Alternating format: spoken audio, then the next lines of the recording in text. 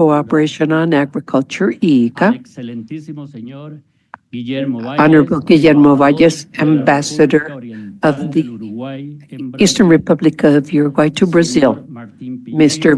Martín Piñeiro, Director of the Agricultural Affairs Institute of the Argentinian Council of International Affairs, CARE.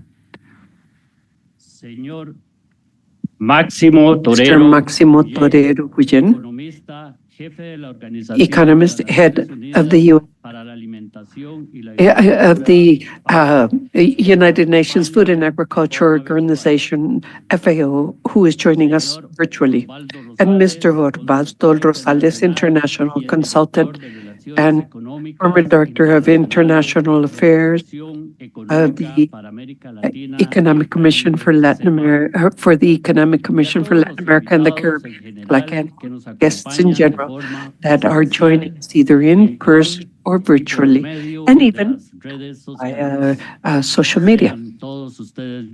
Welcome, everyone. We will begin this event with the opening remarks of Manuel Otero, Director General of the Inter-American Institute for Cooperation on Agriculture, ICA. Go ahead, Director General. Well, thank you very much, Ronald. Good morning, good afternoon, everyone. It is truly an honor to participate in this regional dialogue on the future of agriculture with people that know so much more than I do. And here I include Martín Piñeiro, as you well know, Director Emeritus of ICA, Máximo Torero, who is joining us at a distance, and of course, Guillermo Valles, Osvaldo Rosales. The first thing I would like to say is that the task of a Director General of ICA is much easier when we have resolutions or mandates coming from the highest bodies that make life easier. So, last year, the different decision-making bodies at ICA, I mean the Executive Committee and then IABA, have been generating explicit messages to yours truly saying, Manuel, you have to get more involved in matters of forward-looking scenarios. You have to get involved in that. And they also told me, and I believe Mohammed Ibrahim yesterday mentioned the hemispheric partnership. This is cooperation that must bring together different countries, different actors, different sources of funding, all cross-cutting elements. And I was also told you have to develop a fund for the resilience of agriculture in our continent. But I would like to highlight the forward-looking scenarios. And with this, at this event and forthcoming events, that ICA will work very hard on this matter. No, not in isolation. This is not an isolated event. This is a process, and allow me to take advantage to say that it should lead the Inter-American Board of Agriculture, which will be meeting very likely in Brasilia a few days before COP30, where this subject matter has to be developed with great strength and with all the different lines of action you have pointed out, environment, nutrition, social dimension, but always looking at the future. Convinced, and I said so in my opening remarks yesterday, that the transformation taking place will speed up. There's no way to get lost in this. We must know how to interpret the scenarios, though, the possible scenarios, the desirable scenarios, to incorporate the agriculture of our continent. And I also believe, as I said yesterday, that agriculture in the continent is already a protagonist, and we have to accept it as is. And we have to maximize the opportunities and try to minimize threats that no doubt exist.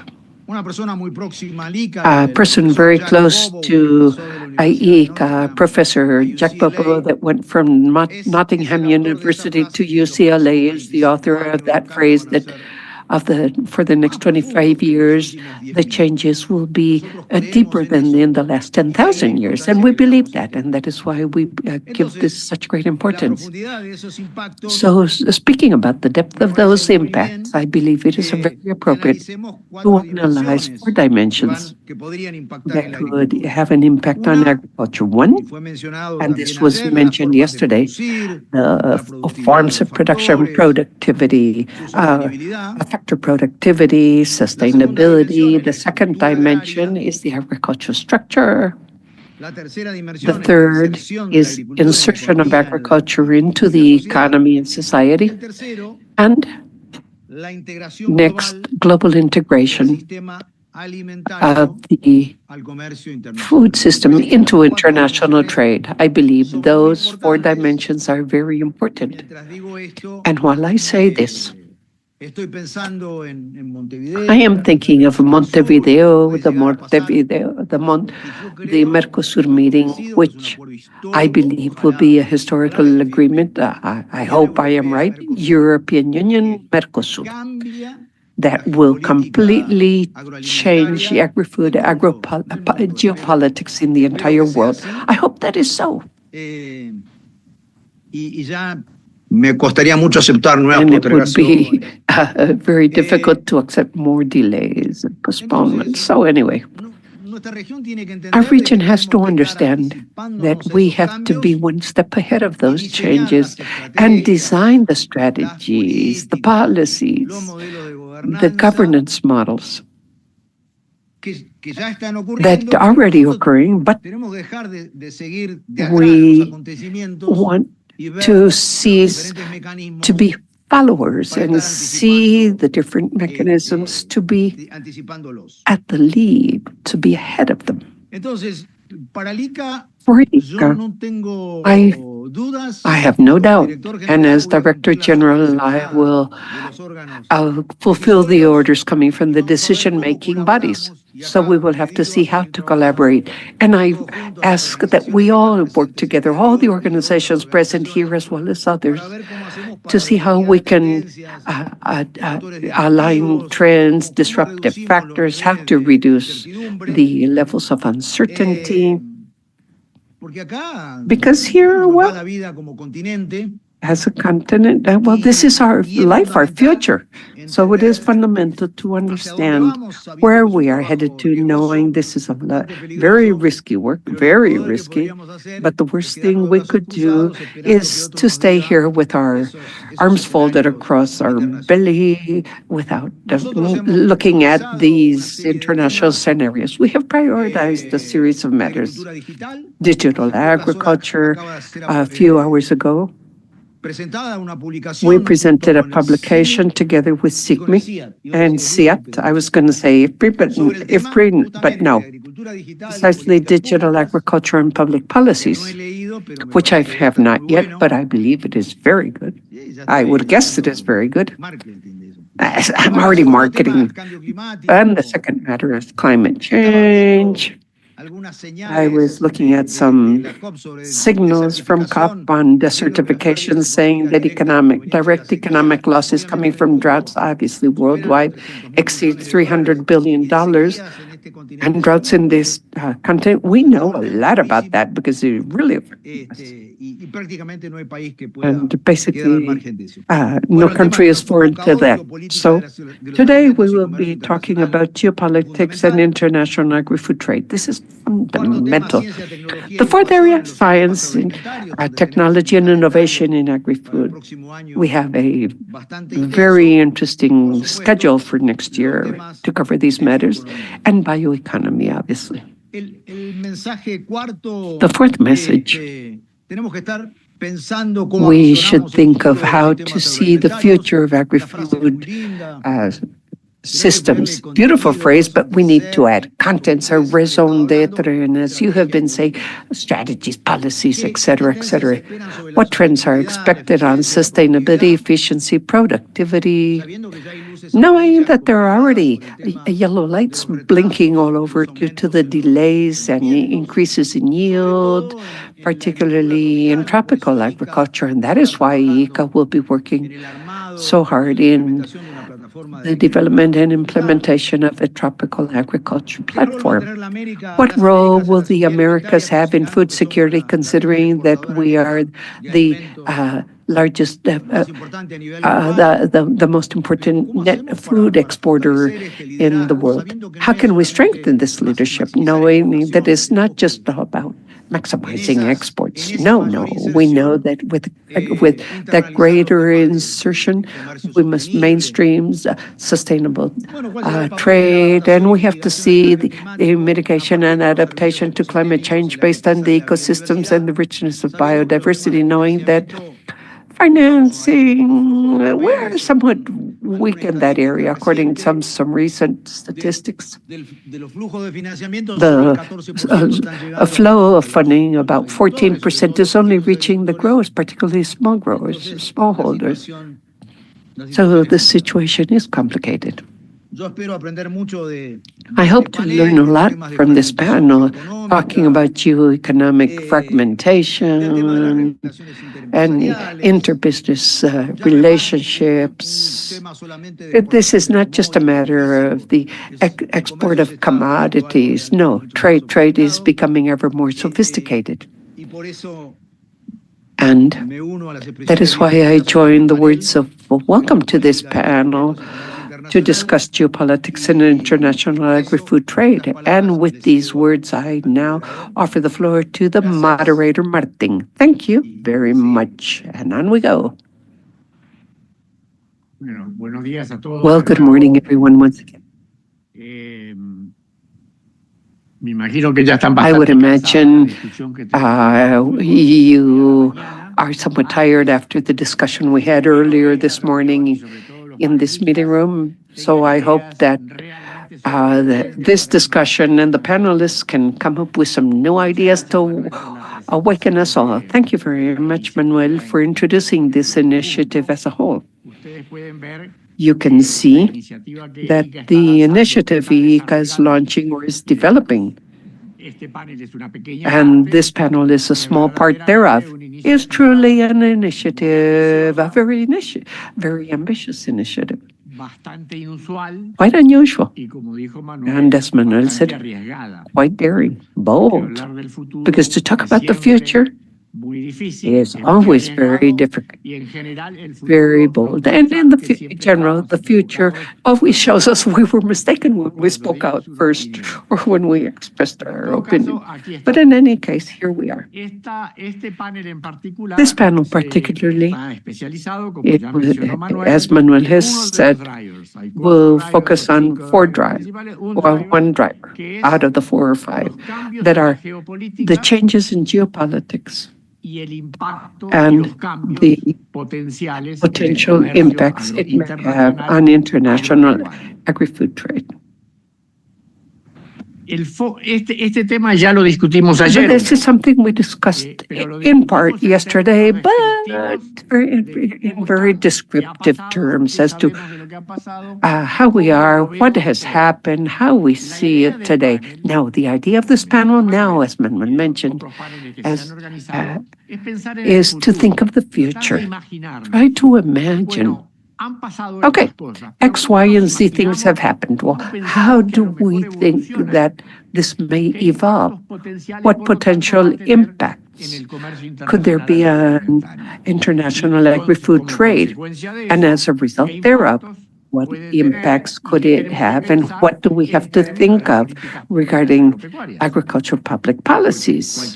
Because any policy developed, any decision made, has to try to think or project itself into the future. And that is what today is all about. To discuss this matter, we have an outstanding panel, 3 people, very well trained to discuss this subject matter. I know that you have their CVs, and we just heard about these from our previous speaker. I would just like to mention a few things if you did not perhaps pay attention to these CVs. Osvaldo Rosales, here to my side, was former Vice Minister of Foreign Trade in Chile, He was Director of Trade at ECLAC, and he's the outstanding expert with China and China relations with the rest of the world. Over the last 3 or 4 years, he has published 2 books. One that was just launched. I have read both of them. I recommend these outstanding books to understand what is happening and what could happen in China. Máximo Torero, who is joining us via Zoom from Italy. Very likely much better weather than we have over here, is chief economist of FAO, Director of Trade and other things at IFPRI, and Executive Director of the World Bank, representing Peru and other countries that participate jointly in the directory of the World Bank. Outstanding agricultural economist with so many publications, particularly in trade, but also in other areas. Guillermo Valles, currently Uruguayan ambassador to Brazil. He was Vice Minister of Foreign Affairs of Uruguay and Director of Foreign Trade of UNCTAD. So he has the national stance, he has Vice Minister and Ambassador, but also the international stance based on his work several years at UNCTAD, particularly in matters of trade. Let me tell you that we have thought of having 2 rounds of questions, because I thought that if we were going to talk about geopolitics and trade, and we did not limit the subject matter, we would run the risk for panelists to talk about everything they could think of. So to try to keep them tight, we agreed to focus on 2 rounds of questions. The first round, I will pose a question to each of the panelists, and the panelists will have 5 minutes to make first a general comment on the subject matter, how they see the geopolitics and trade, and then respond to the question, and then 5 minutes to exchange views among members of the panel to foster dialogue, and then a second round of questions where they would respond to the question directly and then proceed to a dialogue. Obviously, Manuel, as our host, is invited to participate or intervene at any time he feels so. And as long as he has as many minutes as he wants to, well, yes, but provided he does not contradict us.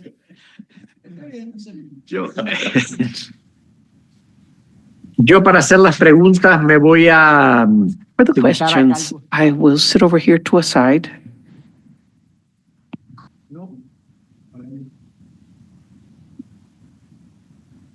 Yo pienso que en parte a lo mejor porque no quiero que me hagan responsable de la respuesta. Maybe because I do not want to be responsible for your answers.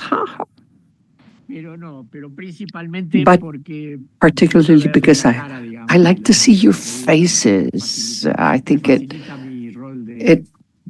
makes my role as a moderator much easier. Okay. Let us start with the questions.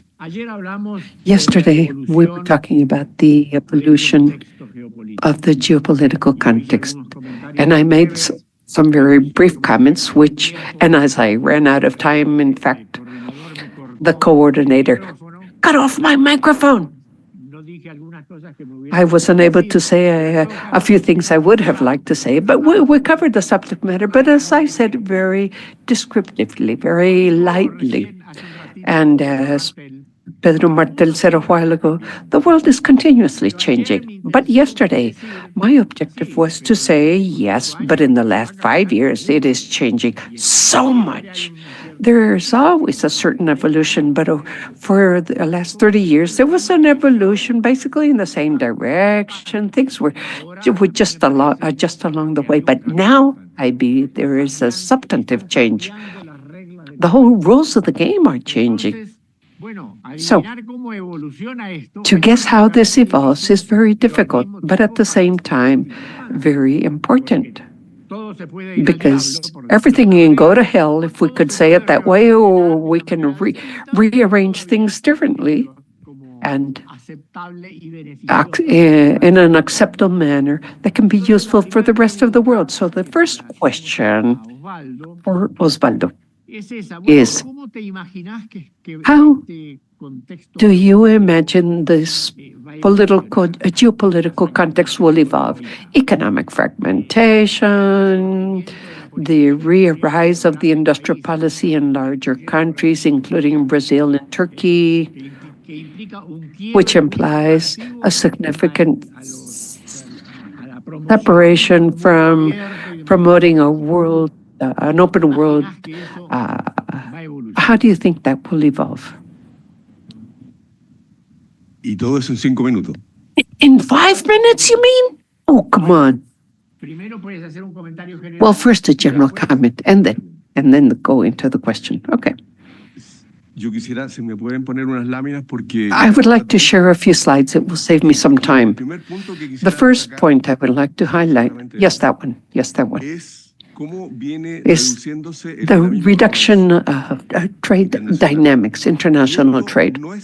And this is not just something that results from the trade war. Basically, it comes from the effect of the upright crisis, firstly, and how this crisis affected the EU, where the crisis came in 2011 and affected them until 2017, precisely when the EU started to recover. Then we had the trade war, and once again, there is a delay, a slowdown, and we have 2 years in a row with the German recession. I would like to highlight the growth of GDP, the segment in blue, international trade in orange, and the third column in green, which is trade elasticity regarding GDP. How much is the increase in trade in each percentage growth of the world trade? We see this drop, trade dynamics. Trade was growing at 6% in the 1990s and up to 2010.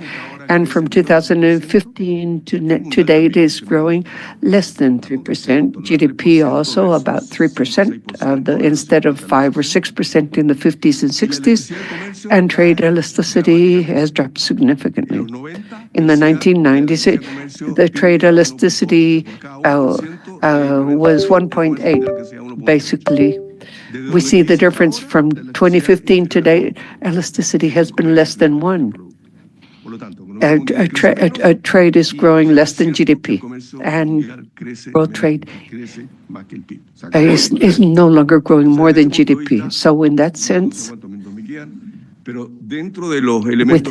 among our foresight, we cannot just sink our head into the sand as the ostrich does. And there is a new factor that we need to examine, which is the presence of a new tenant at the White House. If we examine the measures he has proposed to take the most favored nation from 20 to 60% in China, the Chinese electric automobiles, 100%, Mexico 25%. So we have to wonder whether that applies. I see it very difficult for the main partners with the European Union, with China. There may be legal appeals in the United States because of that, but no doubt we will have retaliations and negotiations amongst adversaries, all of which will lead to uncertainty. Massive deportation of irregular immigrants. The objective is to expel 8 million migrants, which according to this could reduce the GDP in 7% by 2028. This is a logistics nightmare, according to the Peterson Institute. Several billions of dollars that need to be moved for that. If that or part of that becomes a reality, this would lead to a shortage of hand labor in agriculture, where half of the workers do not have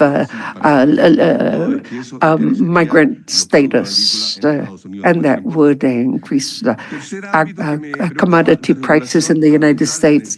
And then we see deregulation, environmental, energy, and financial, and this would lead to a financial and stock exchange bonanza and a boom in mergers and acquisitions. However, if we examine what is happening today with the stock returns, the gap between the return on investment in the United States has never been greater in the last 25 years, and therefore we would be at the doors of a financial bubble that can burst. And that is the message for our world. We must address this situation. Environmental and energy environment deregulation will worsen climate change, reduction in corporate taxes, will lead, reduction in public expenditure, incredible amounts. To summarize this, I see inflation, a threat to the autonomy of the Federal Reserve, deregulation of artificial intelligence and technological guidance, and the cryptocurrency increase that would worsen the financial instability. Well, what does this have to do with agri-food systems? Well, this will mean an impact on the dynamics and composition of international trade, the flow of direct trade, and the macroeconomic impacts on our region, interest rate, the deficit of current accounts, and impacts on climate change and new energies. Do I still have time? No. No? 1 minuto. 1 minute. Okay. Next slide. What is the viability of decoupling? Breaking away the economic connections between United States and China.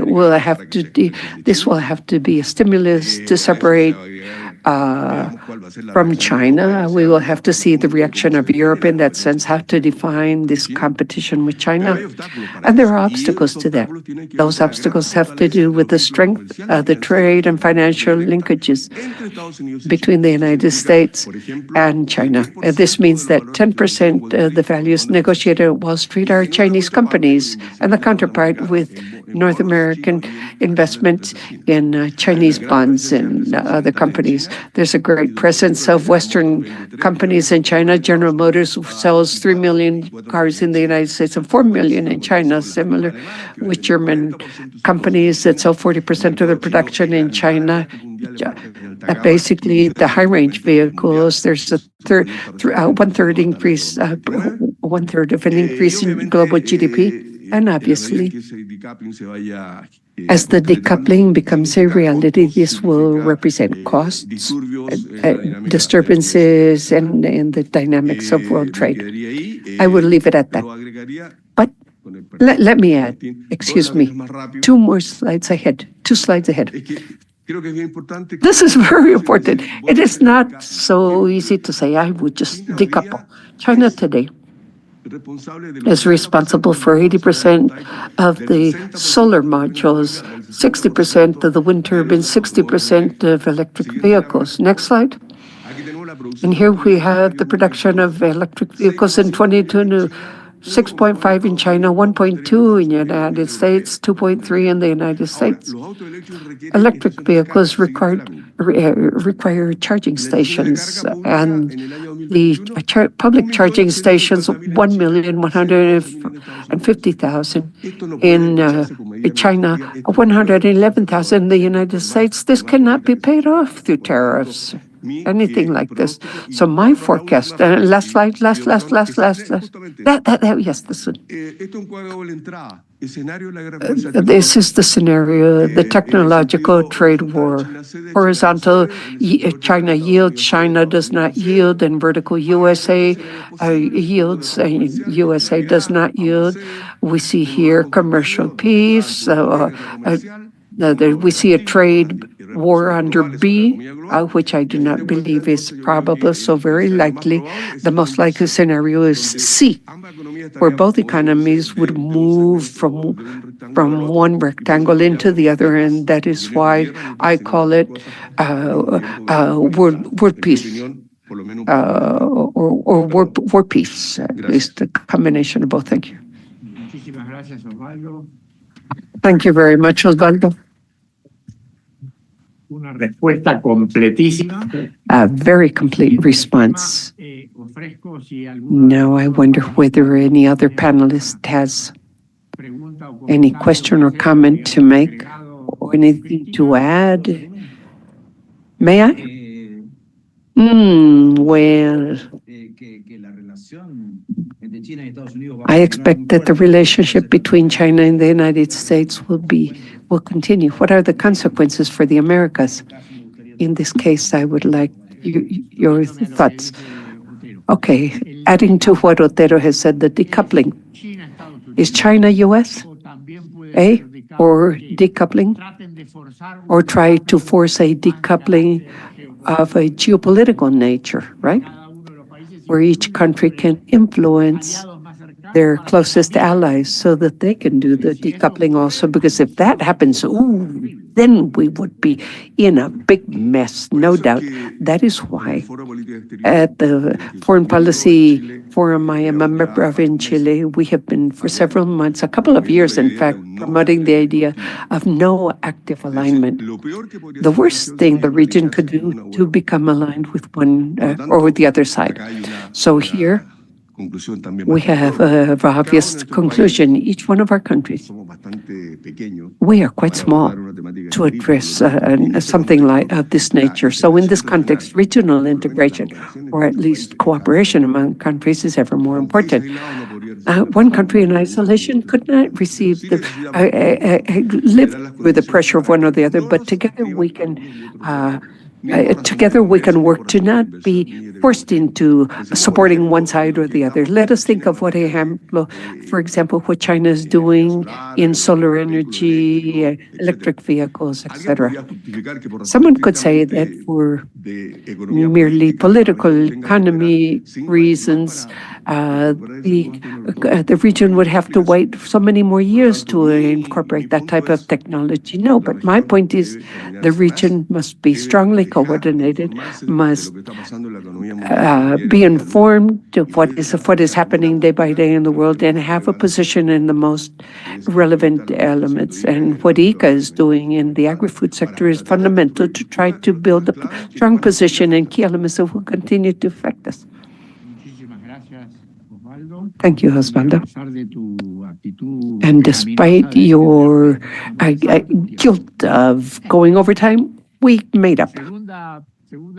Second question for Guillermo Valles. And this has to do more directly with matters of trade itself.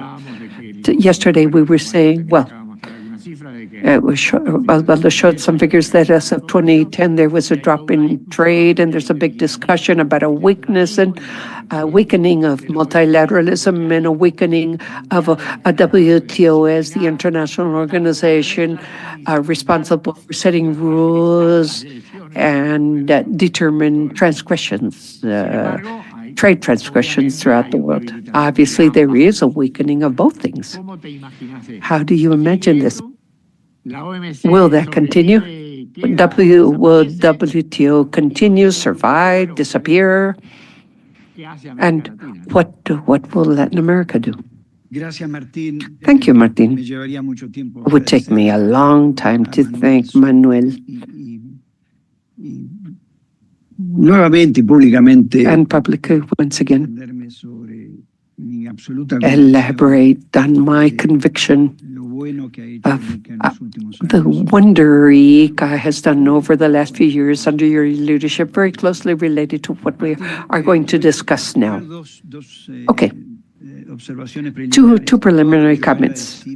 Whatever I say now, particularly all the crazy things, are responsibility of Guillermo Valle. I am not representing Uruguay as its ambassador. I have been saying so for the last 49 years, ever since I have been a diplomat, but very particularly today, because we have to speak very frankly about matters that could be delicate when we're talking about the future, and particularly one administration. My second one comment is that since I am so hard-headed, I will try to think of the future, but looking at the past at the same time, because I believe there are many lessons. And I could run the risk here of being Dr. Pangloss. Basically, to do some Jimmy Jang here in this panel. So I would like to, I do not know if the presentation is there as background for our discussion. This one, the role of agriculture trade. And here, Manuel, I would like to begin with this first slide, not with this one, but the next one. 2 more clicks, please. Exactly. Oh, no. Right where you started the conversation. This is the backdrop to mark all our forward-looking work. What has happened over the last 60 years? World population, there has been a tremendous growth, 2.5 times, and parallel growth, as you were saying, of food supply. And world supply of grams per capita of protein. So Dr. Pangloss appears here. Are we rebutting Malthus? Yes, for a series of reasons, an increase in productivity, technology, greater productivity, but above all, and this is my second slide I would like to show you now very quickly. Yeah, that because trade has played a fundamental role in all of this, and used to following the figures that Osvaldo showed. I am also optimistic. If we measure the behavior of world trade regarding participation of imports, food imports in the domestic supply worldwide, it continues. And particularly, I would like to show the following. Between 62 and 92, it increased almost 4 percentage points, and it grew almost 7 percentage points in the last 30 years, from 1992 to 2022, with an accelerated growth over the last 30 years. But growth anyway. Next slide, and as we all know, this is basically due to the reduction of the trade costs.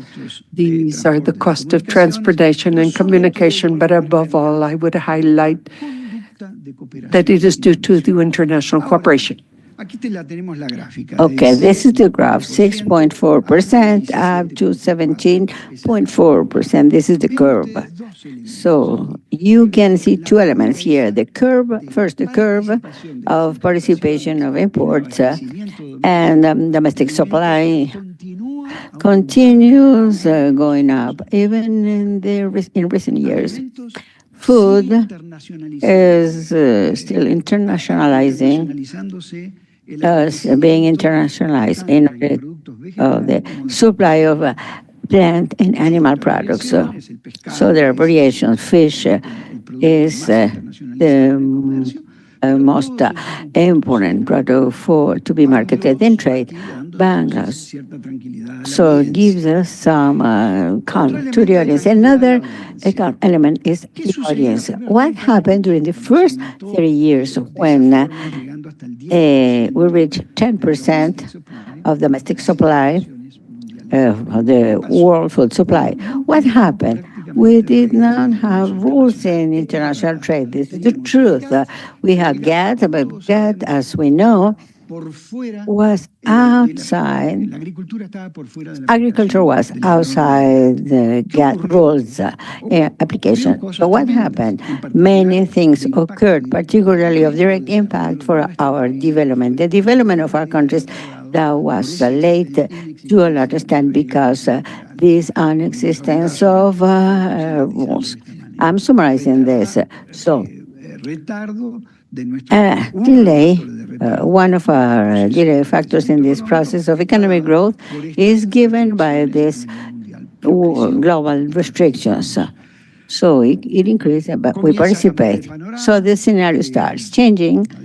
In the 80s and 90s, 60% of the commercial disputes were focused in agricultural products. So there was the Uruguay round launch. Latin America, particularly, not only in Latin America, but also I recognize the intervention of Chignac yesterday, the Kearns Group you mentioned. So Latin America,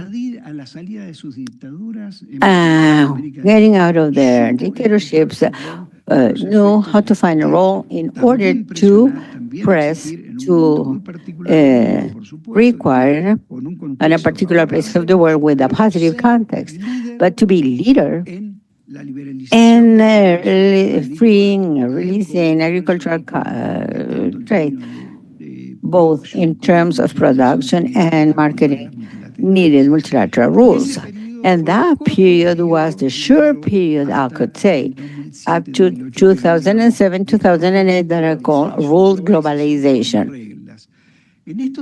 So during these 60 years, there was only this short period, ranging from 1995 to 2006, that we have rules referring not only to the WTO agricultural agreement, but also a system of dispute resolution that was, in my point of view, the big trovata, the big encounter of mankind. I have too many adjectives to use here, because if we compare the system of dispute settlement with any other in the world, similar to the Congress, that was the most perfect system, probably. But we made serious mistakes that we need to know how to correct from now on. And the graph also shows that the commercial policy of the United States, Osvaldo Rosales referred to, did not begin in January next year. It particularly started since 2010 and on. And this is the state policy. Republicans or Democrats have continued with the same behavior with relation to WTO, and same thing in relation to the unilateralism. So to be brief now, those are, and in the course of the discussion, we're going to talk a little bit more. These are the 5 big challenges I found. The fragmentation, certainly, fragmentation, Martin referred as well as Osvaldo. The fragmentation, particularly geopolitics, because of the risk of fragmentation of the commercial system.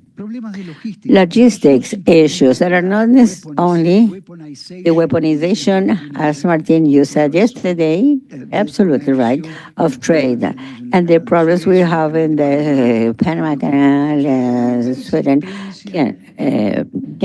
about persistence for our agriculture in Latin America and the Caribbean of serious logistics problems. The best example of things that can be made and the attention others are having at us is in the Chancay port nowadays, where what Peru imports is not the construction of the port of Chancay, but the soft. I mean, the strategic decision of CAFCO in China, of not going through the United States and to have a direct line of connection with China. The soft counts more than port. I really congratulate for this. And the 3 big topics that come from the Uruguay round, which is the deepening of this reform regarding market access, export competition, and domestic support, that nowadays have serious complexities because, and I don't want to expand on this, we may talk about this later, because in those 3 we already have a negotiation structure is where this discussion has become really complex for reasons, don't finish, to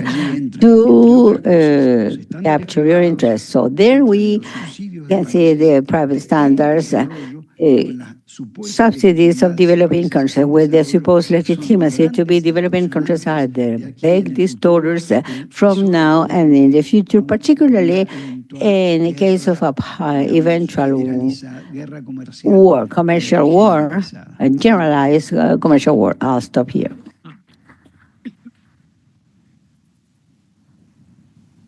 Muchísimas gracias. Thank you, Guillermo, for this comprehensive answer. Máximo Torero and Osvaldo. Any comment from you? Martín, yo prefiero, ahora que me contestó tu pregunta, creo que voy a tocar algunos temas que se han tocado. Torero is muted. ¿Ahí no me escuchas? Now we can hear you. ¿Me escuchas? Sí, ahora sí. Yes, lo que go ahead. yo espero I was saying that I want to give my answer because I'm going to mention some topics we just heard. Thank you. So I'm going to wait for a while.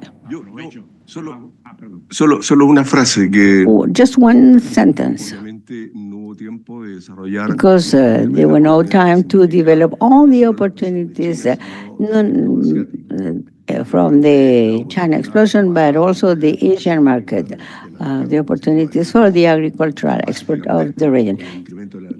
Huge space with the increase of the middle class. Middle class in China, 700 million people that are changing their diets. They are requiring products or from the net import region. But I would like to say that an important part of this boom as the export has to do with this China expansion, around 10% for 40 years. Now it is growing at 5% rate.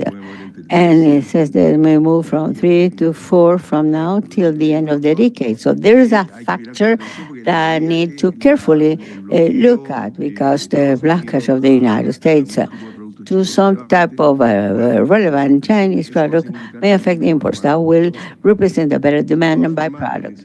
So anyway, the scenario depends on the market. I see this from a positive perspective. I join your comments. And I perfectly remember other type of distortions that may occur. And this is not because he is my friend, my partner, called by the United States. You remember that the Trump one end of presidency was with a trade agreement by China, accepted by China, and there was a managed trade establishing quotas of tons per product, and those were product of interest, particular interest of the southern cone. So the challenges come because of the unilateralism eventually accepted because of other major objectives from China that may represent serious challenges for the placement of our products. Not only because of this encounter, but also because of the encounter, the partnership, the final partnership in this world of peace and war. And this makes me to be worried. So they get past how this is built, who will build it, and who participates. Short comment. The lack of commercial rules may create serious problems. Probably what Osvaldo said will save us, that the demand is going to be really present and the net importers, China and others, will need our food. So they will find a way to get it. I didn't want to abuse of time.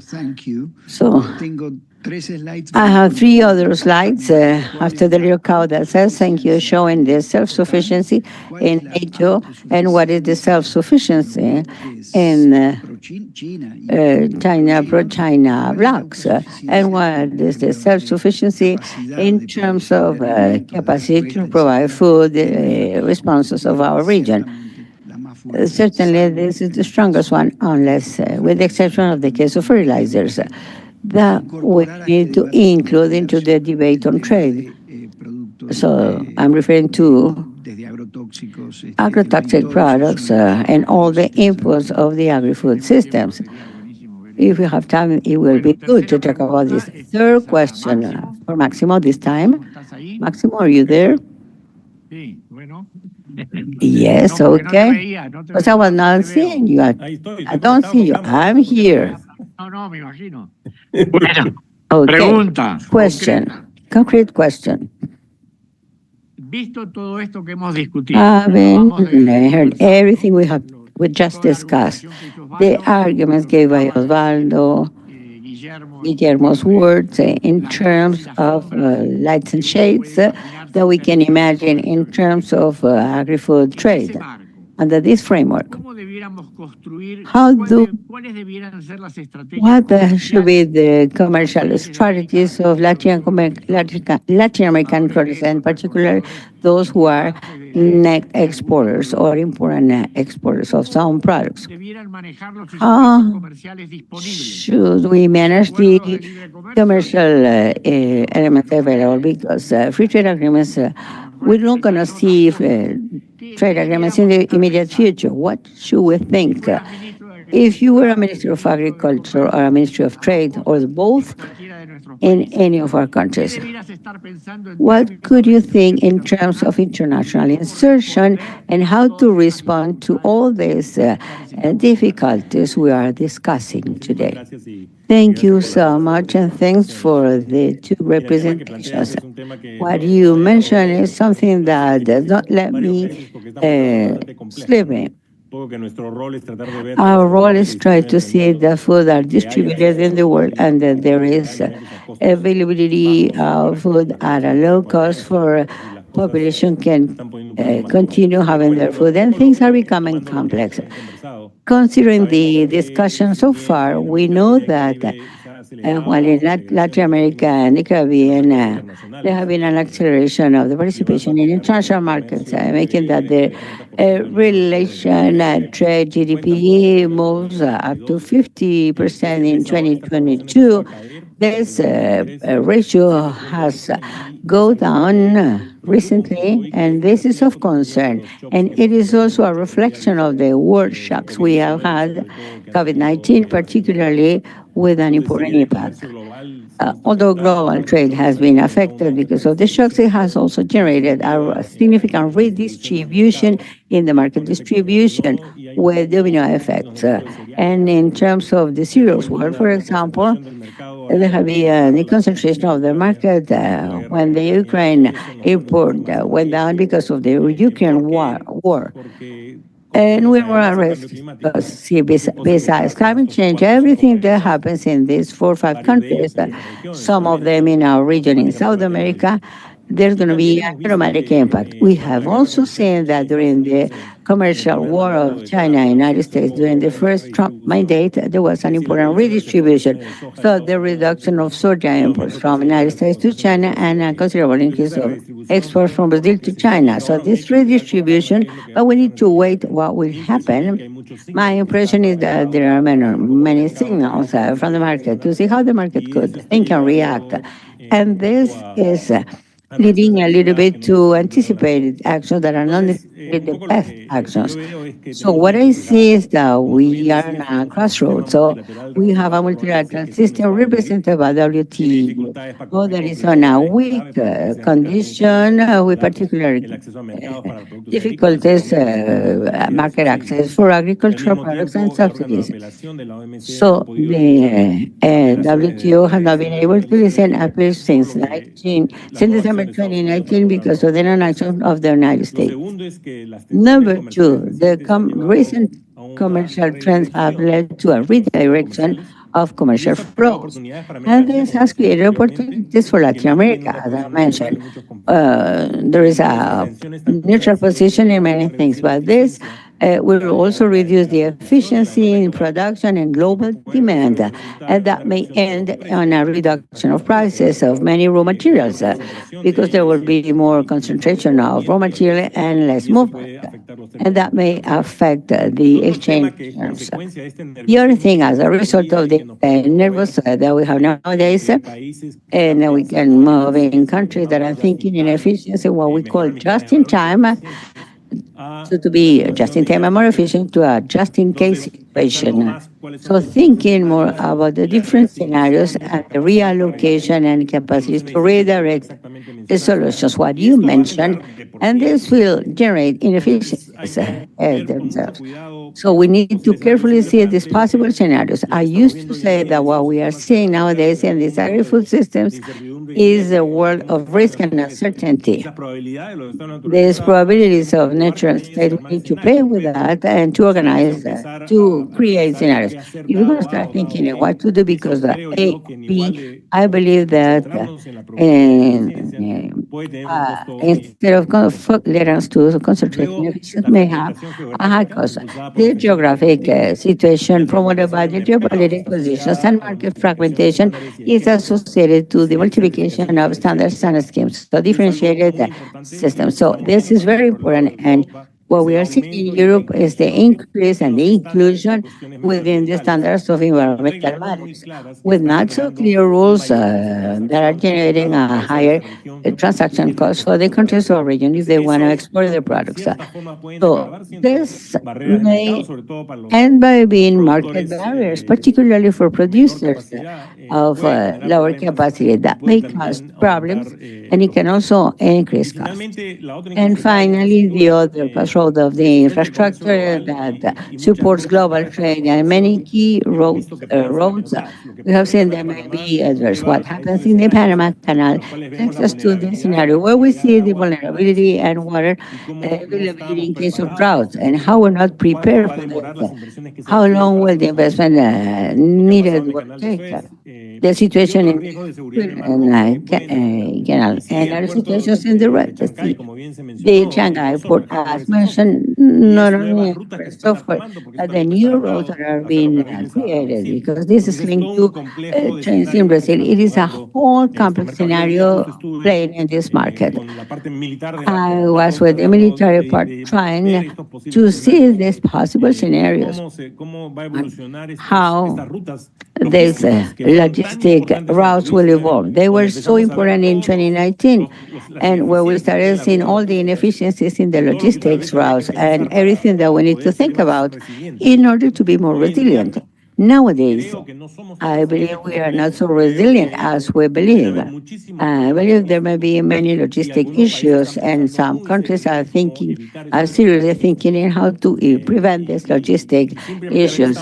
And having been in to see the importance attributed or given to this meeting because of Shanghai and the presence of rulers, particularly from Asia and the United States, give you the impression about the situation and the tensions behind and the importance of these logistic routes that are so important. Now, the reflection here is what are the options and what options do we have for Latin America and the Caribbean? First, to strengthen the regional integration. There is enough room to improve and to develop the interregional trade.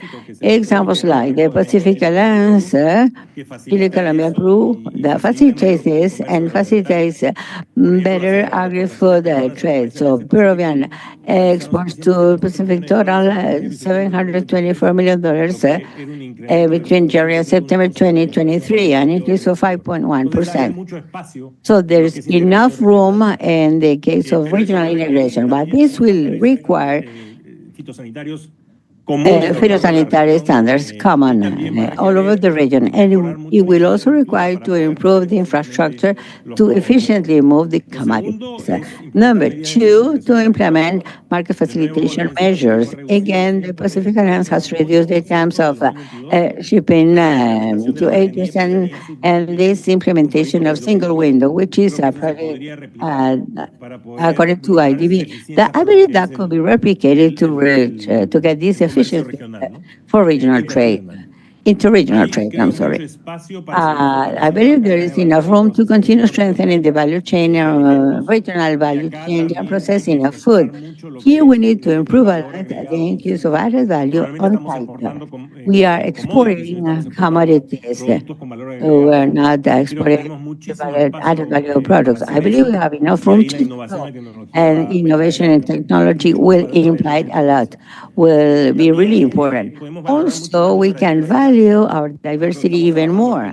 We're working on a potato processing project in Peru because there's a lot that gives tax advantages if you add value. So a high processing, and that would generate an offer of export of diverse crops of native potato with added value. It reduces the volume of transportation, it expands the duration of the product, and that solves the market production problem, which is the condition of the offer that normally was different. So there's enough room. This is just one example, but there are many others. Number two, we need to participate in bilateral negotiations to avoid the implementation of unilateral measures. Mercosur, European Union, and participation in regulations such as deforestation regulation. It is important to work in this to make it more transparent and to minimize the cost of important products such as cocoa and coffee that should be exported, but the restrictions are very high. We need to strengthen trade with the regions with recent demand of food, Asia, Africa as key markets. In Africa, there's going to be a lot of demand because they do not have the level of competitiveness our region has. They are far away from this. I believe in the market access and tax limitation in Asia will benefit, particularly in the case of markets such as Vietnam and Malaysia. The trade infrastructure is going to be vital to be able to respond to these changing things that will happen, particularly exports to Asia and Africa and possibly to the north. The food hubs or agri-food hubs may play a role because strategic there is a comparative advantage in hub centers where the commodity is brought and it is marketed to move it to Asia. We have planned to have a hub in Panama in that regard, to recognize diversity of exports and to see how we can generate more marketing on about the diversity of products we have. This gives us a comparative advantage, and the input part that is going to be key. We cannot produce if we do not have input. We saw this in the case of fertilizers. We were able to reach agreements to move fertilizers. We got exceptions to go against the rules at the game after the Ukraine war, but that should be a flash. We need to see this as a flashback and how this could be prevented in the future. That will require technology and alternatives like Mexico tried to do, or the things Brazil have done with hydrogen. And we need to see how we can start a process that will give us some capacity of resiliency in the case of these possible shocks, particularly in the environment of countries like Russia and the countries that they will exist. Something else important, and I will end here, something that will affect the market. We are talking about having a market change of that started in 2023, but it is becoming formal. That will bring more attention to the market. So we need to see what could be the result of all this. Thank you. Thank you, Maximo, for a complete answer. Any of the two panelists would like to make a specific comment on this? Very briefly. In my presentation, I didn't progress about what we should do. Maximum is mentioning this perfectly. I will summarize this as we do not have to, in my view, we do not have to do anything new. What we have to do is to continue what we were doing, but on a credible and accelerated manner, because this is what we need to comply with. One example, regulatory convergence, where AICA, along with others, they have been working. This point, I fully agree with Maximo. This is one of the many points where we need to, with high political decision and high intervention of the ministries, not only the ministries of agriculture, so we need to work. So what we have to do, we know what we have to do. So the challenges that appear are an acceleration challenge. We have the acceleration of the technology change, climate change, and particularly we have the acceleration of geopolitics. So hands to work. That's it. Thank you, Guillermo. Now, let's move to the second round of questions. As normally happens in these cases, we have progressed a little bit in some of the other questions, but For sure, you can go deep in. The first question has to do with trade flows, how the new geopolitical context will affect or may affect trade flow. As Osvaldo was saying, very likely global demand is ensured in the sense that the need for food products will continue to exist and increase as historically happened, and most of the importing countries will be even greater importers. And we more or less know which ones they are: Asia, Northern Africa, etc., etc. But everything you have said before also means, and what Máximo has just said, is that some of those trade flows could be affected. Some are already being affected due to the wars that are and the problems of transportation and shipping, but there may be more difficulties of a geopolitical. In face of this, I wonder, for Osvaldo, although this question really applies to you, Guillermo, but in reference to what Osvaldo was saying, the region has to remain neutral, quote and unquote. But my question is, in a world of conflict and alignment of different political partnerships and alliances, you do not necessarily need to be in a partnership to ensure that the trade, will you need to ally with some side, or can you remain neutral and fight against everyone else?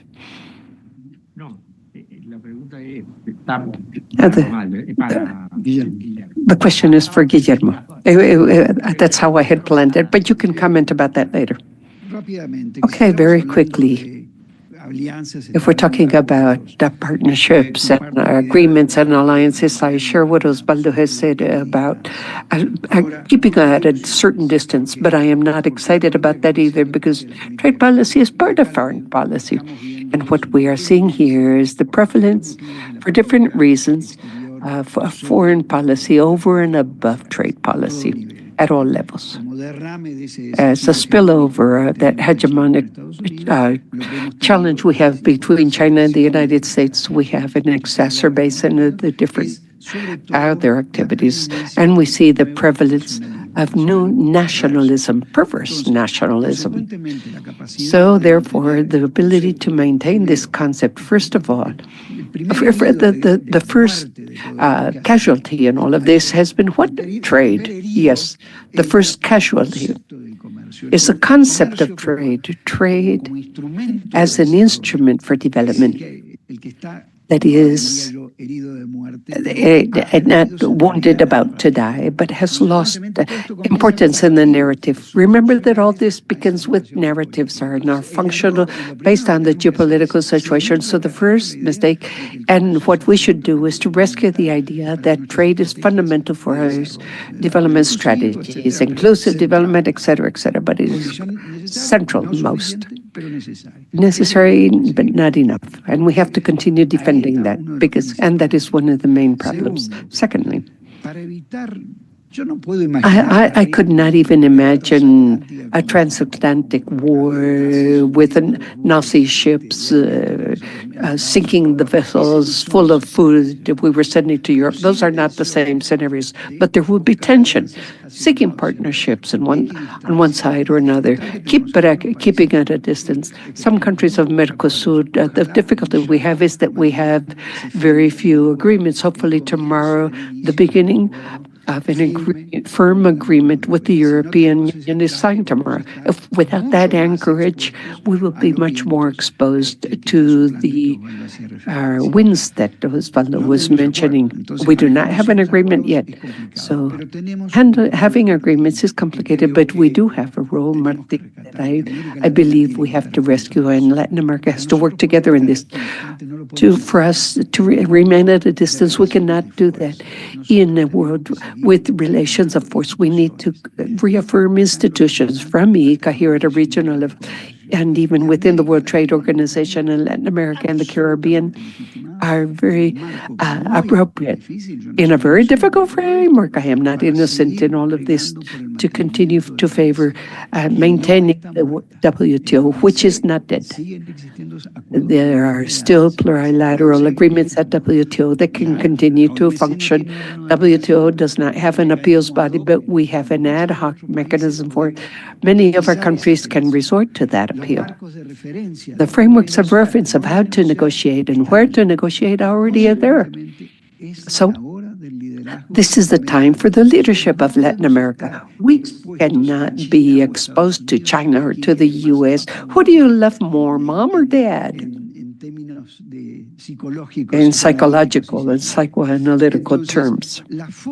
So the way to best defend ourselves is through integration and defense in that extensive graph of all those institutions I showed.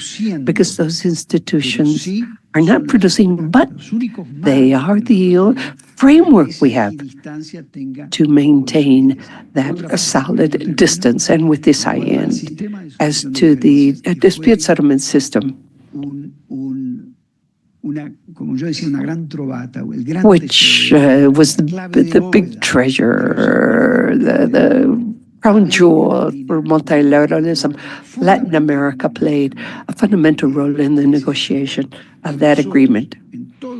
And we, in all countries represented here, we very well know why the dispute settlement system came dragged down, in some words, because some members of the appeal body that do not come from the Latin American regions thought they were in a supranational system, and the appeals body could fill in legal gaps or voids.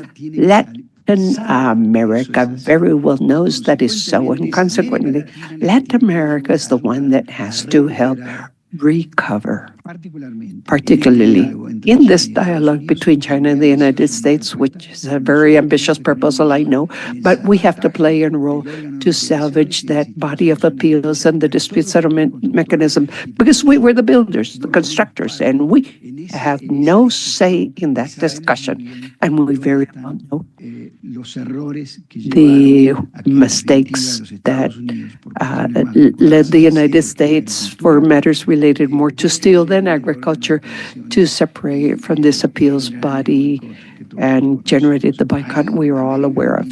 Latin America and the Caribbean there have a very important role to play. Solo quisiera esperar que en un par de años más. All we can do is expect that in the next couple of years, well, we could say that the WTO is not dead. It was just out partying. No, I fully agree. No sé si Máximo, tú I quieres wonder, hacer Máximo, whether you have any about this question? No, can you hear me clearly? Yes. What was mentioned about WTO is very important. There is a very important role to play there. It will be a bit more difficult now than it would be later. But what is happening, on the other hand, and what could happen between the United States and China is a big opportunity at the same time for the region, particularly for South America. But it will lead to significant problems also regarding Central America due to CAFTA and the relationship with Mexico. So it all depends on the measures taken. Well, thank you very much. Let us move to the next question, which we have already touched also. Many of the problems of geopolitics we have been talking about in the main geopolitical conflict that exists. Well, this will potentially affect the countries of the Southern Cone more that are net exporters to the Asian market, and therefore all the matter of shipping routes and all of that will affect the southern countries more, whereas the Central American countries and Mexico export more agricultural products to the United States. The U.S. market is the major market. So the question is, whether as a result of the elections and the change in government and the economic and trade policies that are being negotiated, how will this affect the countries that are particularly exporters of agricultural produce or commodity exporters to the United States and Canada? This is for you, Máximo. El entorno geopolítico que estamos The ahorita geopolitical moment we are living at this time and the policy changes in the United States under the new Trump administration and potential measures to be taken will be a bigger challenge for Mexico and Central America, which are the main exporters to the U.S. instead of South America. For South America, I would say that what is going to happen is a reshoring. They will replace what was exported from China to the United States and China to the United States, and that will go to South America. And there is a lot of room there to improve and gain efficiencies. But that will also be linked to the infrastructure capacity in the value chain. We may have to accelerate that process and reach the magnitude we need to bring over those markets. So first of all, we create the potential new opportunities and potential mechanisms to move those products and necessary investments. There will be an excess of Chinese commodities in global markets that could lower prices and generate potential dumping discussions that would increase competition for Latin America and the Caribbean traditional markets. As I mentioned before, there are significant threats to the captive because these new U.S. policies could be the foundation of and trade disruptions of tariffs to Mexican and Canadian exports. And this could affect the trade relationship between Canada and Mexico. There will be also an effect that could go beyond that is the migratory side. We have to be very careful with that because, it will affect the hand labor in the United States, and that could be affected by what is being proposed. In the case of Mexico specifically, the U.S. imported about 47% of its plants and vegetables, and a 25% tariff will increase prices of those products, avocados, tomatoes, berries in the country itself. And that can lead to perhaps a better balance. And policies like this should not even be for the midterm because the impacts will be important. So there are many products that, like the Mexican brewery exports 40% of the beer imported by the United States. And so what is going to happen with that? How will that affect? And the CAFTA, there will be more complex problems, I would say, and this is a very vulnerable region. We will have to see this very carefully.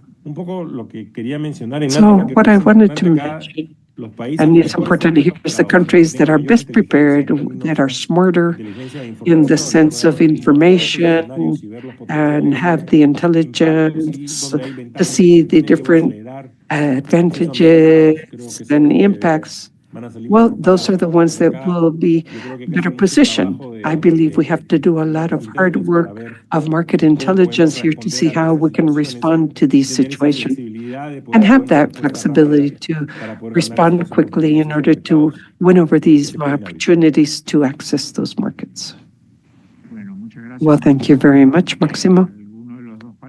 Would any of the two panelists have any comment about this? No? Okay. Last question, which is basically for all three of you. An attempt to build a bridge with the meeting we held before that has to do with agriculture policies or agri-food policies. The question then is, having seen all this context, there have been a few recommendations you have come up with, all three panelists, regarding trade policy. We have to become aligned or not. We have to increase regional trade, etc. So the question, which is a bit general, is that based on what you were saying about the trade policy, if you wanted to elaborate on something about trade policy, then perhaps link that to the agri-food productive policy. What does all this new context really mean? All these difficulties and trade opportunities regarding the agri-food policy, including, well, we mentioned countries now have greater tariff protection. India, there are countries that have industrial policies that include direct subsidies to strategic sectors, but that perhaps may result in support to chains that have to do, for example, with inputs that have to do with agricultural production. So how do we respond to all of this? Is there any possibility to give a response, and which would that be at all? Which would they be? Let us begin with Osvaldo. And then Valles, Guillermo, and Máximo.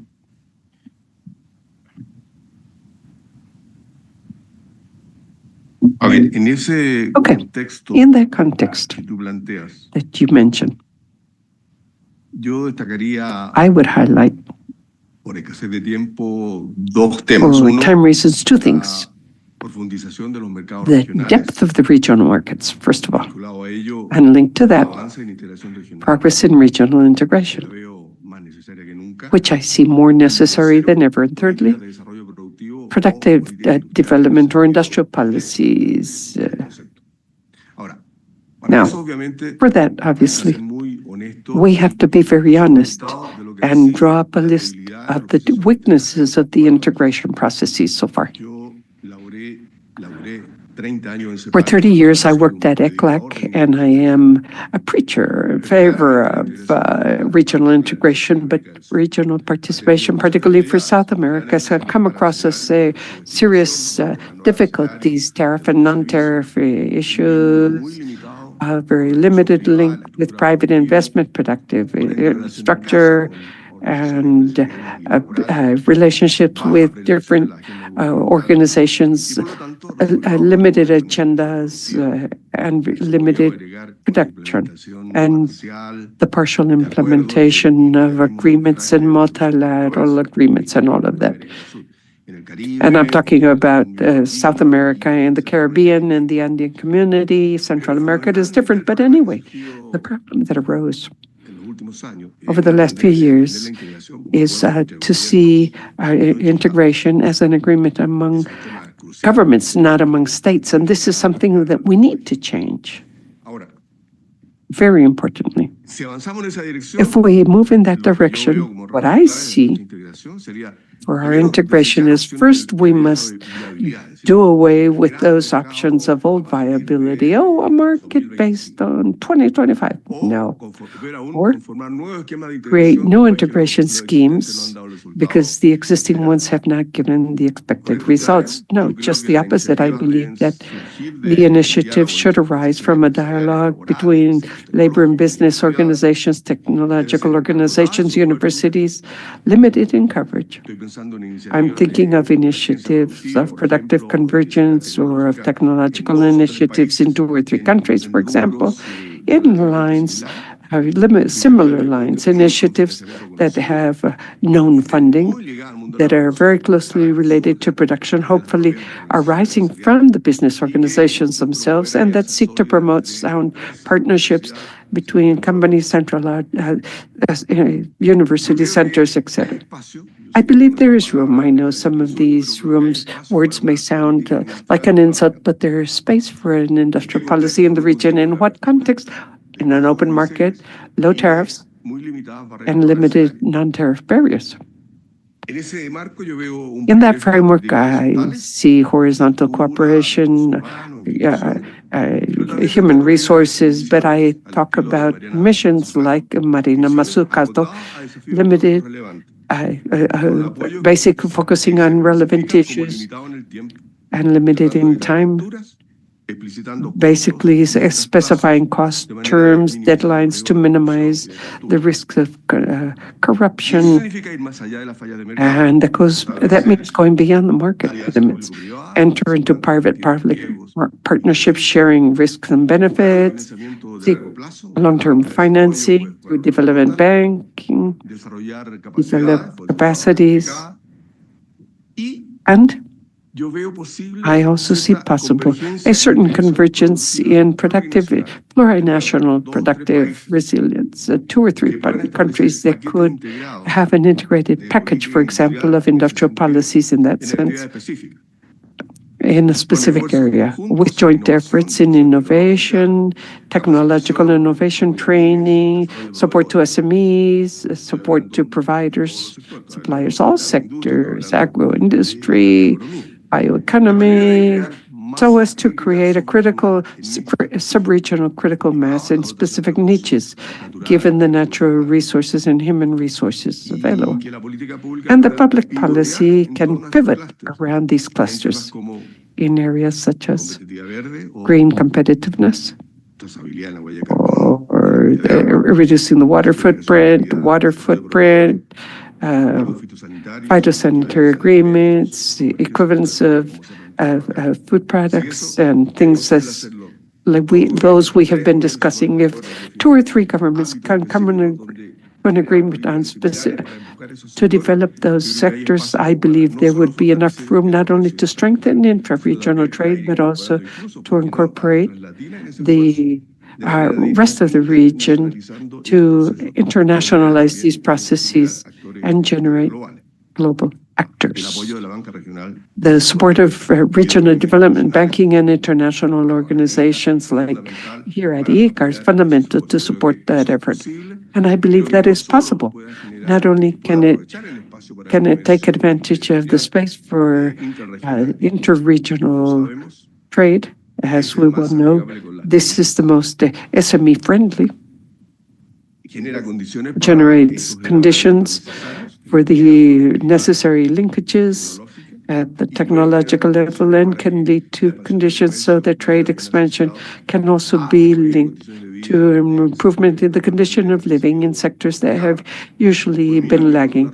And I end with some final thoughts that was taught to me by the economist more than 15 years ago. The text of economy showed that free trade leads to benefits, but also indicates that free trade generates winners and losers. And this last part, many of our economists do not read that. Therefore, it is fundamental for free trade to be accompanied by a compensation for the losers through training, through financing, and other methods. With that, very likely sectors that were reluctant to opening up, like trade unions, could have greater viability. Thank you. Guillermo? Okay. Agreeing with Osvaldo once again, and perhaps going more specifically into some aspects of what he was saying. First of all, I fully agree, and I mentioned this earlier. Trade is a necessary condition, but not enough. Basically, because we do not want the losers to always be the same ones. So, and the second element is this trade war and the possible expansion of that war, the worsening of that war, leads me to think that a good part of the policies mentioned here, summarized by Osvaldo, may have economic, political, social impacts that are so perverse that necessarily they have to be limited in time. So we need to continue to be prepared, to continue thinking about the comparative advantages. It cannot lead us to war isolated from that. And consequently, there is a central point both for integration, regional integration, as well as for competitiveness, not only of our foodstuff, but of our own services also, is in the infrastructure and logistics. both for the services sector as well as for the goods and foods sector. We should think of regional logistics. An absurd question, but may serve to stir things up. Could Chancay have been perhaps a Brazilian or Peruvian investment? What could it have been conceived from a Latin American rationale sense? It is an absurd question. And, well, the events have shown us the results. But in presence of Manuel, I would like to highlight that in Brasilia, a few weeks ago, we had a debate on the geography of transportation, the modes of transportation.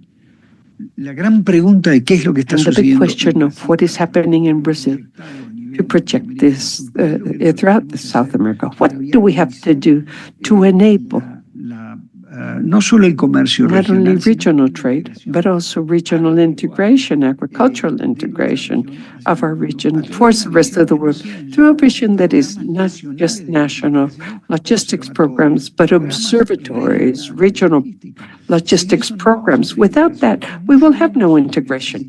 We need very little political trade policies, but more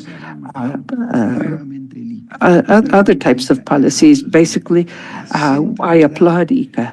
The central nature of bioeconomy in the view of new industrial policies is mandatory and necessary. Unfortunately, the examples I have in sight, and I say so very respectfully as ambassador to Brazil, is that when we think industrial policies, this becomes a type of substitution version of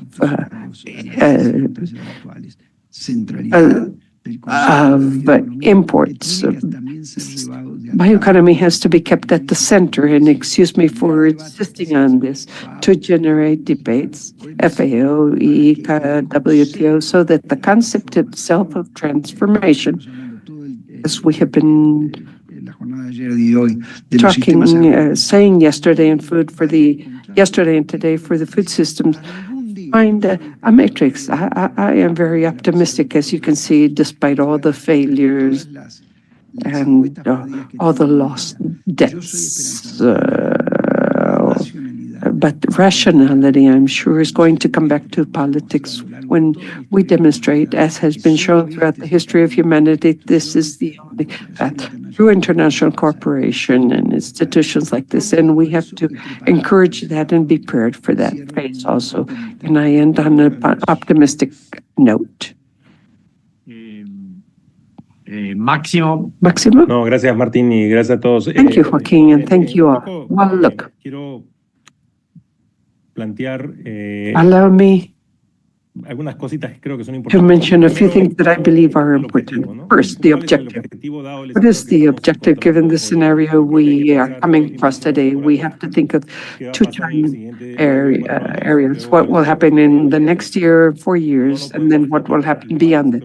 This cannot be treated at the same level, but in parallel, yes. And I have to think of these two objectives.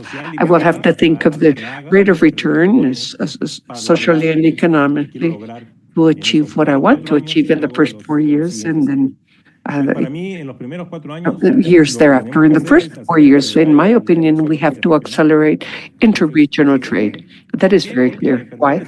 Because it allows me to be much more resilient. This is a backup I will have to what may happen in the rest of the world.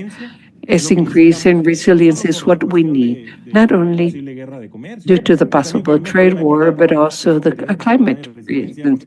We need more, we need to consider the climatic shocks, the climate shocks that we know will increase in frequency and intensity. Central public goods, and that is develop a series of standards for the region, including health, because diseases will begin to increase and vary due to climate change. So we have to be prepared. in advance, muy corto plazo. in the Segundo very es near aumentar la term. eficiencia. Secondly, increase efficiency, and that efficiency is not just to be more productive in the sense of what I produce and how I produce, but also in the labor legislation linked thereto. The labor legislation we have in our countries is not appropriate for agriculture. It does not consider seasonality, for example, with a few exceptions. So I believe we can win a lot. That is one of the reasons why the EU was very proactive. They gained many points due to this labor legislation, which was very appropriate for the agricultural seasonality, because they divided a fixed cost of other payroll costs that are so necessary when you want to export. So we should also think of the software, of how we will do that in the short term, and then see and have clear metrics or improvements in the movement of interregional movement of commodities. We must be much more efficient as the Pacific Alliance. And then we experience has shown hunger and poverty. There's a big potential to work on that. For social protection, see the most vulnerable people that will be affected by the potential increase in trade or things that can happen. And then we have the medium and long term, and there I believe to increase value added will be fundamental. This is very different from what the importation due to the substitution of products is different. We have to think of new markets for new products. I was mentioning an example. 20 years ago, potatoes had to be the same cage to turn it into potato chips. Today, we buy heterogeneous potatoes, completely different from that concept. So I believe we have to examine the value added and see where there are opportunities for new products with the inputs we have, but can we add value, reduce the shipping value, and be more efficient in moving it. That is the type of industrialization that I believe will let us be more competitive in areas where we have comparative advantages and where we can innovate significantly thanks to the technologies available today. Thank you. Thank you, Maximo. Well, with this, we have ended the questions and answers. Before I offer the floor to Manuel to formally close this section, I have 2 or 3 minor comments. First, perhaps some of you that are here at the meeting have thought, and this part about geopolitics, what does it have to do with agriculture policy, agri-food policies? Well, I believe that here we have seen a tremendous connection, particularly with some differences. I believe all panelists are saying, okay, the times are changing. We do not know this fully, but there are times are changing. And when times change, this means that to work on international insertion will lead you to new relevance. Because so far it was just all about going out to sell, see who we could sell to and how much we could sell. That is not enough. Now we need to have a strategy with political relations, geopolitical insertion, geopolitical alliances and partnerships, and based on that, then see what international trade is, who we can sell to, how, et cetera, et cetera. And with that, we see that we have to rethink, as we said yesterday, but now in this new framework, we have to rethink the agriculture policy. Osvaldo highlighted this and said, well, this part about thinking of free trade, and with that, all we have to do is produce efficiently. Well, that is not enough either, because all environmental standards, what Maximo just mentioned about the insertion and think of industrialization, and therefore just primary production to the different needs, and perhaps the need to rethink that we still need a specific policy for this. It is not just enough to let the market operate, period. Many of us have, for many years, have insisted on, well, what we need is to let the market work and think of going out to sell. Well, maybe with the changing times, we have to rethink this. has a more complex policy, handling the different policy elements. And there is a very central element in all of this, which is the efficient production of public goods, as I was mentioning. Regarding international competitiveness, we need to have true public goods. Well, Manuel mentioned something at the beginning, to have the ability to develop technology at the country level, and very likely at a sub-regional and regional level becomes a priority, a central priority. Well, thank you all panelists very much. I thought this has been an outstanding presentation. I certainly learned a lot, and with this, I thank you very much for having participated, and I offer the floor back to Manuel as our host for final thoughts. Thank you. And let us know what we're supposed to do in the future. Okay, thank you, Martin. Congratulations to all our speakers. Very likely with my final thoughts, I will reduce the quality of what we have heard. Well, some years ago, Guillermo Valle recall a meeting about food security, and he said that trade was the main driver that explains the dynamics of food security. If you've changed your view, let me know, because I'm going to use you as the example here. So in trade, well, things are doing pretty well, particularly, yes, as net food, the most important net food exporter in the world, 17%. Now, it is not trade as just placing the exportable goods. No, we have to see the environmental dimension, the gender, bioeconomy, and I would like to link this to Antonach. I very much admire Brazil, a country that should be the third largest agri-food power.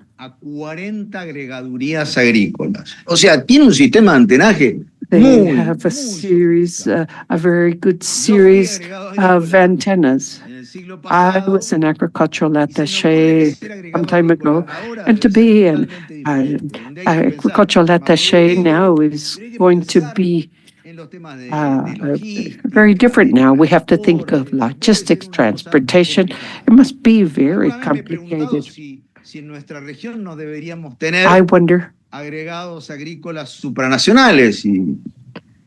whether we should have supranational agricultural attachés, because we cannot have these country by country, knowing that is easy. Agustin must have 6 different agricultural attachés. A lot in Argentina, and continuing with this rationale of grounding, we have to have more trained people, and with that,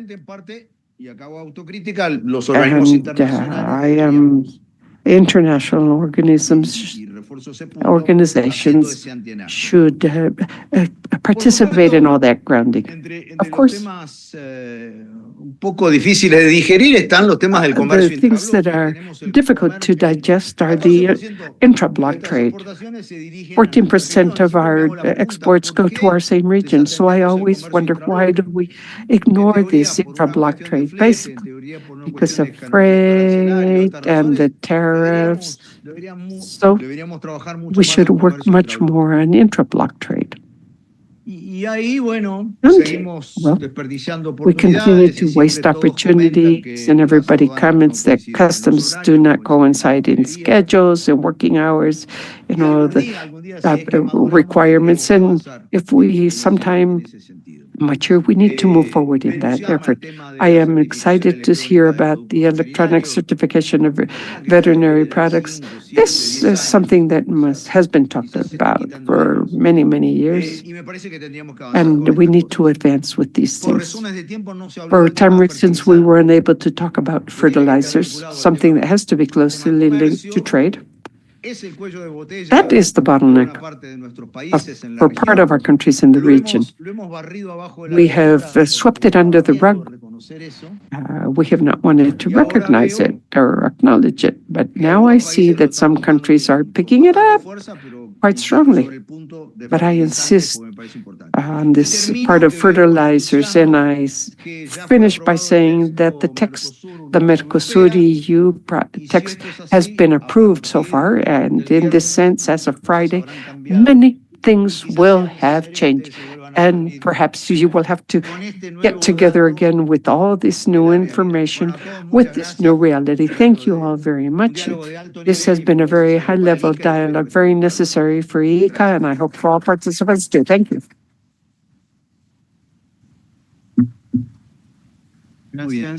Very well, thank you. Now, coming back to the present, let us go to our lunch break. And at 2 p.m., we will have the optional tour, the open door tour of the forest and the rural house for those that want to participate there. And then let us be back in the meeting room at 2:30 p.m. Thank you. Bon appetit.